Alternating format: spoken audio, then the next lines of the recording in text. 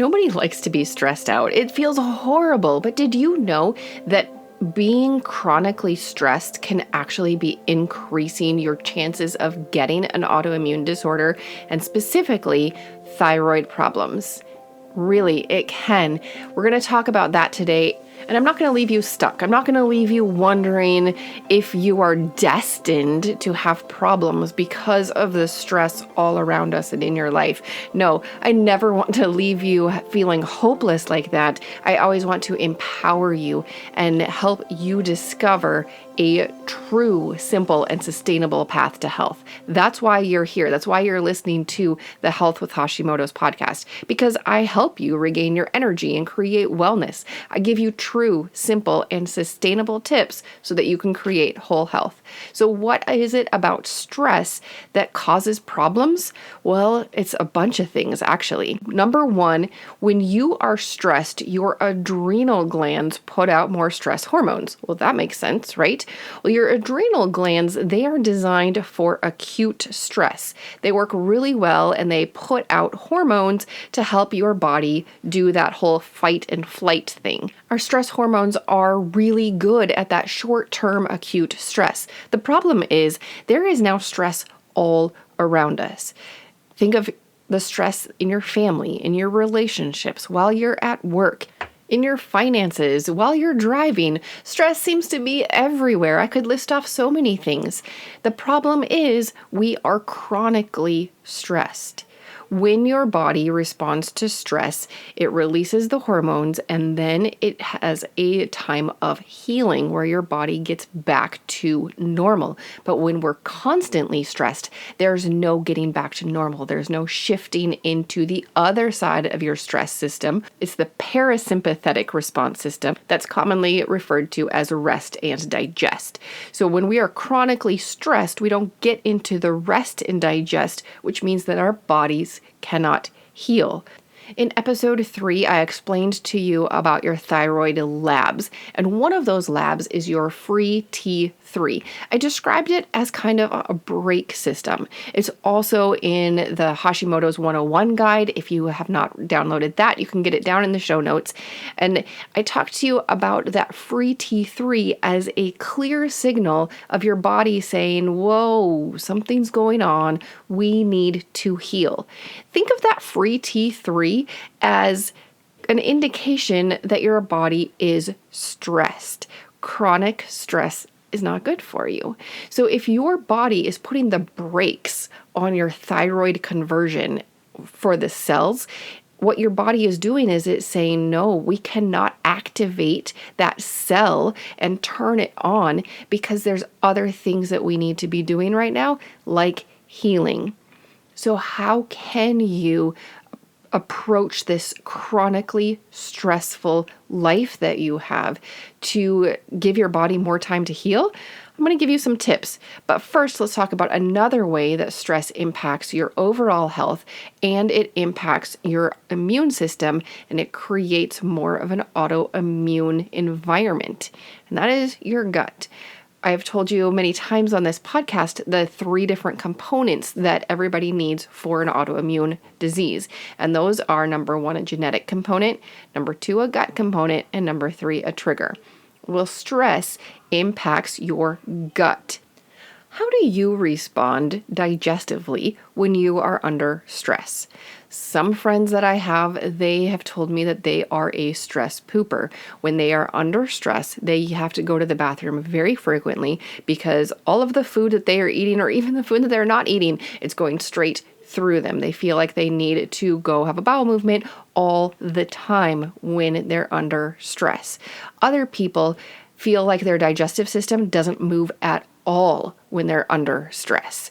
They feel like they eat something and it just turns to lead in their stomach and it never moves. Either way, we know that stress impacts our digestive system. One of the things that I have my clients do when they're working with me is work on diaphragmatic breathing before each meal.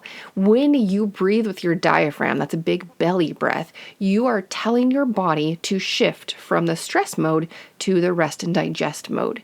Before you eat, take some big deep breaths with your diaphragm to shift into that rest and digest mode. Get your digestive system working properly. But when you're chronically stressed, it's going to affect the function of your digestive system all the time, not just while you're eating. It also impacts the barrier of your gut. I talked in one of the other episodes about leaky gut, and that's when this lining of your intestines, which if you stretched out your intestines, they would be the size of a tennis court. Like that's how many cells that you have that are just one or two cells thick, all in your gut, the size of a tennis court. So that barrier is really important. And when you're under stress, that barrier of your intestines, it can become leaky. It can have gaps in it so that foods and proteins and things can get through it, which causes more problems in your body, and it has more of an impact in autoimmune conditions. The researchers who have looked at intestinal barriers and stress, they have found that it increases your risk of all autoimmune diseases. So chronic stress impacts your immune system and your thyroid in several different ways. So what are you going to do about it? We're not going to stay stuck here. Obviously, we have a lot of stressors in this world and in our lives. The first thing we can do is to minimize stress and stressful situations. And here's a hard one. Maybe it's easy. I don't know. It's simple, but not easy. Cut out social media. Now, this is not something that I have been able to do. I do turn it off on Sundays, but I am on social media and I am on it probably too much. When you're on social media, it actually raises your stress level, and it depends on what you're looking at. It can raise your stress level more. Have you ever looked at somebody's argument? I've been on Twitter more lately because you can have discussions about medical freedom and about a lot of interesting health topics that have not been able to be shared freely on other platforms. So I've been on Twitter recently, and I have realized that there's a lot of arguing on Twitter.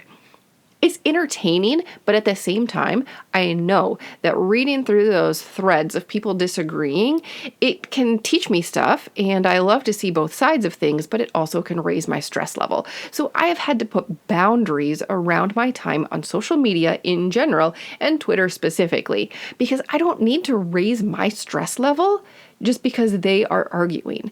I need to set a boundary for myself and my mental health and my physical health and not engage in stressful activities. And recognizing that staring at your phone screen can be stressful, that's a key thing. It can be stressful to stare at your phone screen, especially if you have things that are stressful on your phone. Another thing that you might not think is stressful that actually is stressful to your body are the shows that you choose to watch on TV or on your phone. When there is stress and adrenaline on the show, it actually impacts you. I've seen the memes where people are like, oh, I'm stressed out, so I'm going to go listen to a murder podcast. And I get it. They seem really fun and soothing, but it's actually stressful on you on a physiologic level. Your body, your mind does not know the difference between real and fake, and if you are constantly exposing yourself to high adrenaline situations in the shows that you watch or that you listen to, you are also impacting your own stress situation. So when I say minimize the stress and stressful situations, there are easy things that you can do or simple things that you can do to reduce that stress, such as choosing what to watch, choosing what to engage in. There are also, times when you cannot control the stress. You can't just choose, not to go to work because it stresses you out. You might want to look for another job if it's always stressing you out, but you probably still need to work. So of course, we need to talk about how to cope with or manage stress when you can't avoid the stressful situation. You are a whole person, and when I say that, I am talking about body, mind, spirit, diet, environment. All 5 of those areas come together to create the whole you. You cannot separate one from the rest. So as we talk about ways to cope with or manage stress, I'm going to give you one simple tip for each of these 5 areas. Now, if you want maximum implementation, only pick one. If you try to pick all 5 areas, most likely it's going to be like a New Year's resolution where you start out with a bang and then by I think it's January 14th that most people have already fallen off of their New Year's resolution wagon. I don't want you to do that. So listen to these 5 tips and pick one to implement. I will have all 5 listed on the blog post that is linked to this episode so that you can go back and you can say, okay, I've already implemented this one. I want to start on the next. You can set a reminder on your phone. Hey, like in 3 weeks, go back to episode 24 of the Health with Hashimoto's podcast and reevaluate my stress and what I can be doing. That's a helpful tip. It's a bonus tip because it is not one of the 5. All right, so the 5 areas: body, mind, spirit, diet, environment. Let's start with the body. Exercise. Now, exercise can be a stressor. It can also be a stress reliever. You are the CEO of your own health. You are in charge. You get to look at all of the components and see how things are coming together and impacting you. So when you look at your exercise, is it a physical stressor or is it releasing stress? And it might be doing both. For me, running is a stress reliever mentally, but running is a physical stressor and I have more symptoms of hypothyroid when I run. So for myself, I have had to decide I value my physical health and I can exercise in other ways, so I am choosing not to run. What is it going to be for you? Exercise can be both a physical stressor and a mental stress reliever. It can also be a physical stress reliever.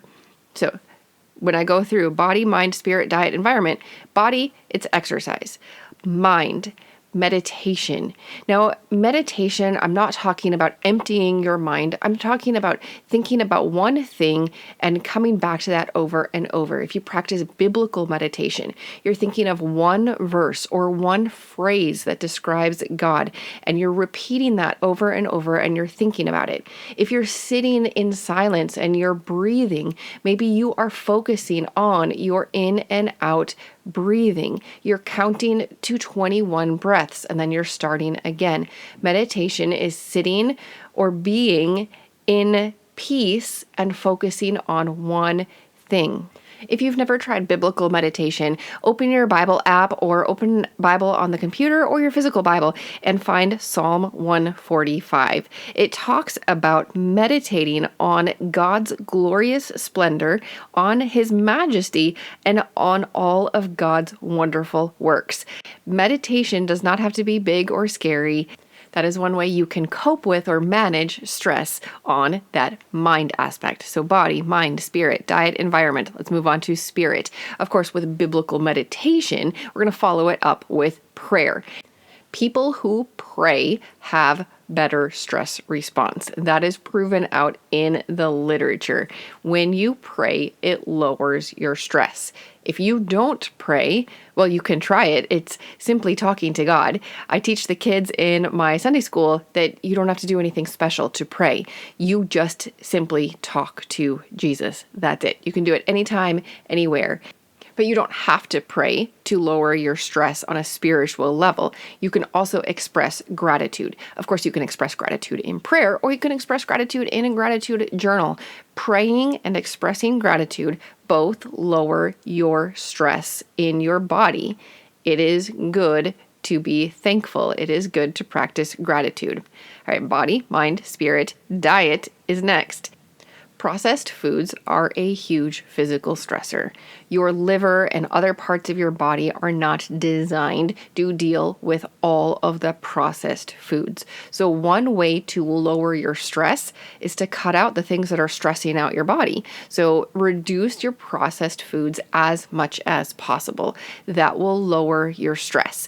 And when you take something out, you obviously have to fill that gap. So what are you going to fill your diet with if you're not eating processed foods? Ideally, you're going to fill it with vegetables. Anything that grows from the ground is going to be healthier than that is manufactured in a plant. So eat more plants, not things created in plants. Veggies are better than any processed food. And vegetables in general help your body deal with stress. If you look at what you eat each day or each week and your goal is to double your veggies or just to add one more serving of veggies each day, you're going to be able to help your body deal with stress better. You're going to give it more fuel to process the stress. You're going to help your hormones and your adrenal glands to be able to function better. So when it comes to diet, vegetables, they're good.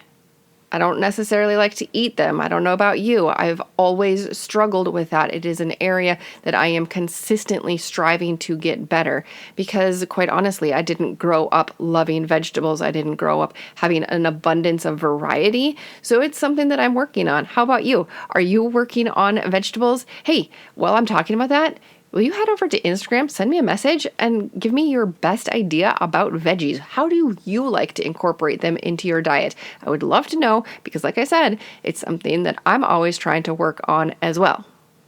You can find me on Instagram at estery.rn. All right, we talked about body, mind, spirit, and diet. The last thing is environment. Here's a super simple tip: aromatherapy. Smells are very powerful when it comes to our emotions. So if you're trying to lower stress, get a diffuser and diffuse some essential oils. Smells are powerful. I know there's a lot of essential oil companies out there. You might have a favorite already. If not, I want you to stay away from Amazon because there are so many fraudulent oils out there. And by fraudulent, I mean they probably smell pretty, but they are filling your house with toxins. And again, we don't want to stress out our body. We're trying to lower the stressors. So you do want to get a quality, pure oil. I use Eden's Garden oils because they have been proving the pureness of their oils long before the other companies, even the two big MLM companies. I love that they are women-owned. I love their prices. I love their commitment to purity.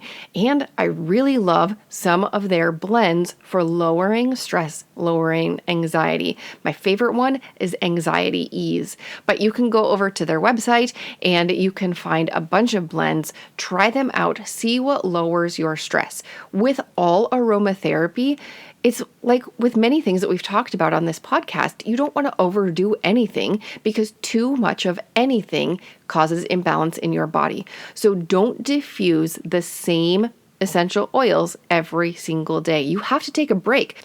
Otherwise, you can get a sensitivity, and you do not want a sensitivity to any essential oil.